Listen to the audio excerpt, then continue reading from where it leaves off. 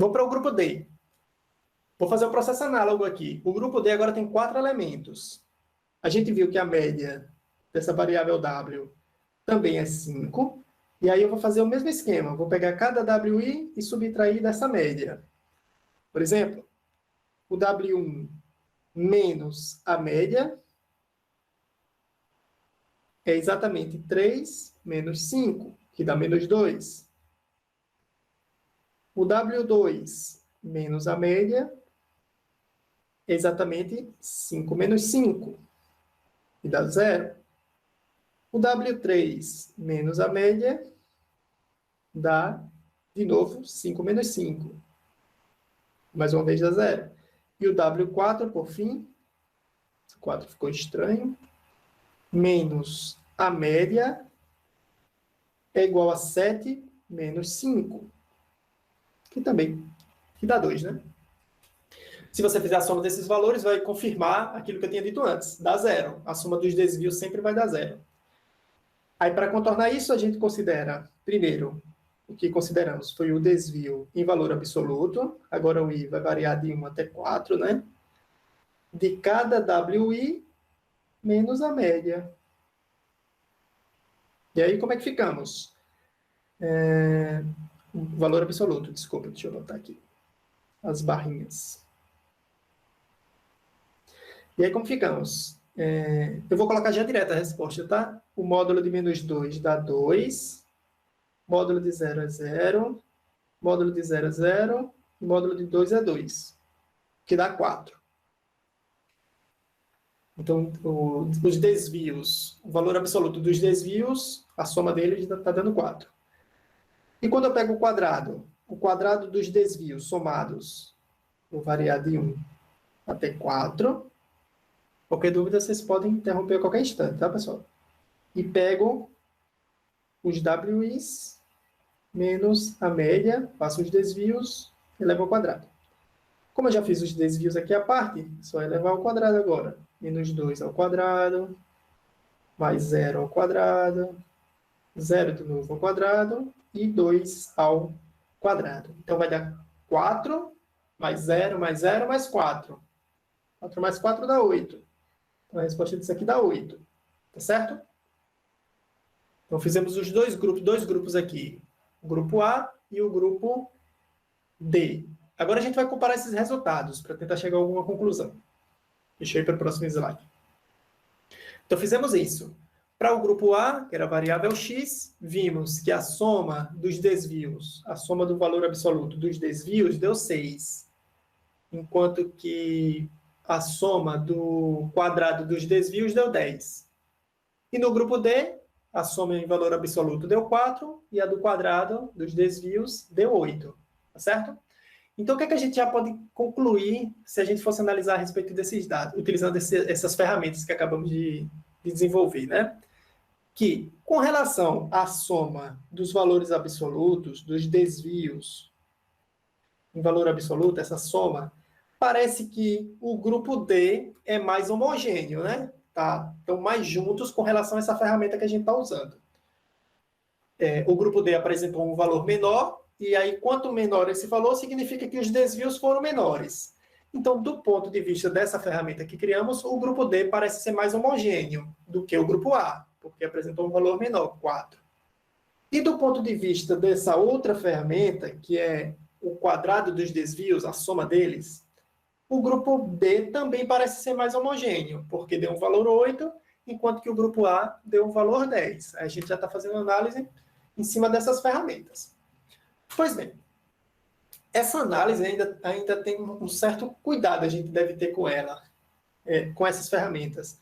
Por que ela não é muito justa? Eu quero dizer isso. Ela não é muito justa. Por quê? Porque o grupo A ele tem 5 elementos. Tá certo? O grupo A ele tem 5 elementos. E o grupo D tem 4 elementos. Então, pode ser que quanto mais elementos eu tenha, o valor desses desvios vai ficando cada vez maior. Pode acontecer. Porque está sempre, talvez, incrementando algo não negativo, né? Nessa primeira parte, na soma dos módulos. E na segunda também, dos desvios dos quadrados.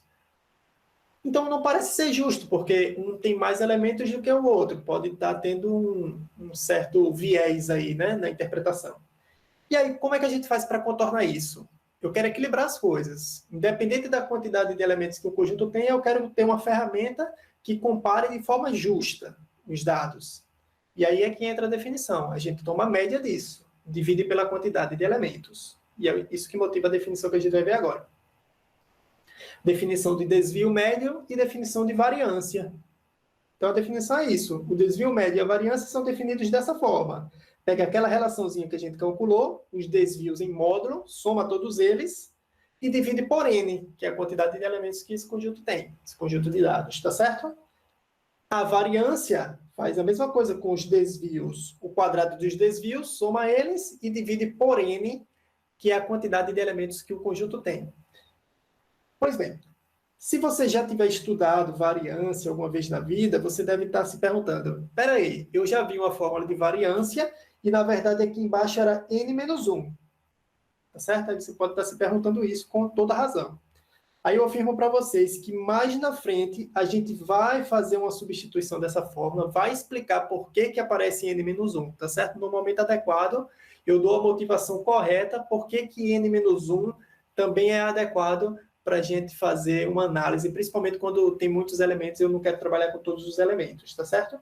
Mas, por enquanto, para essa fase inicial, eu quero que vocês utilizem essa definição. Mas, na frente, eu vou mostrar que ela pode ser utilizada e a outra vai ser utilizada também com uma certa frequência e eu vou dizer onde é que você deve utilizá-las, tá bom? Mas, por enquanto, a gente vai usando essa definição da variância com n no denominador. Tá legal? Muito bem. Então, dado essas definições, a gente pode começar a utilizar elas em alguns exemplos. É isso que eu vou fazer aqui. Trouxe de volta os dois grupos que a gente já tinha calculado, né?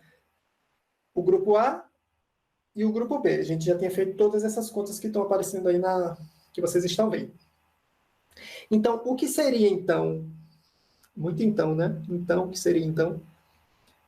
O que seria então o desvio médio de x? Seria pegar essa soma, que já foi calculada, e dividir ela por n, a quantidade de elementos que o grupo A tem. Então, será 6 dividido por 5. Temos 5 elementos aqui. Se você dividir 6 por 5, você vai obter 1,2. Esse é o desvio médio para a variável x. Agora, e a variância? Já tínhamos calculado essa parte do somatório do quadrado dos desvios. Então, a variância para essa variável x será, então, essa soma que já foi feita, 10 dividido pela quantidade de elementos, que é 5. Dá 2. Tá bom? E para o grupo D? Vamos começar determinando o desvio médio dessa variável w. Ela é 4 dividido por 4. 4 dividido pela quantidade de elementos, que é 4 no conjunto. Esse grupo dele tem 4 elementos. Isso aqui dá 1. Enquanto que a variância para o W dá igual a 8 dividido pela quantidade de elementos, 4. Agora vamos fazer a mesma análise desses dois grupos. Ó. Do ponto de vista do desvio médio, o grupo D é mais homogêneo, ainda continua sendo mais homogêneo do que o grupo A. Agora, olhando pelo ponto de vista do desvio médio. Ele é mais homogêneo. Quanto menor for esse valor, pessoal, significa que os dados estão menos dispersos em torno da média. Vale destacar que isso tudo que a gente está trabalhando é em torno da média. Quando eu falar desses desvios, da variância, eu estou falando sempre em torno da média, tá certo? Porque eu estou calculando a distância em torno da média, os desvios em torno da média, tá certo? Então, quanto menor for o valor mais próximo de zero, significa que os dados são mais homogêneos, estão mais juntinhos, tá certo? E quanto maior for o valor, significa que eles estão mais dispersos. Então, mais uma vez, do ponto de vista do desvio médio, o grupo D é mais homogêneo do que o grupo A. E do ponto de vista da variância, aí mudou agora, né? Ficaram iguais. Antes, o grupo D era mais homogêneo, mas agora eles estão igualmente homogêneos, tá certo? estão igualmente homogêneos, porque a variância, nesse caso, deu 2 para os dois valores.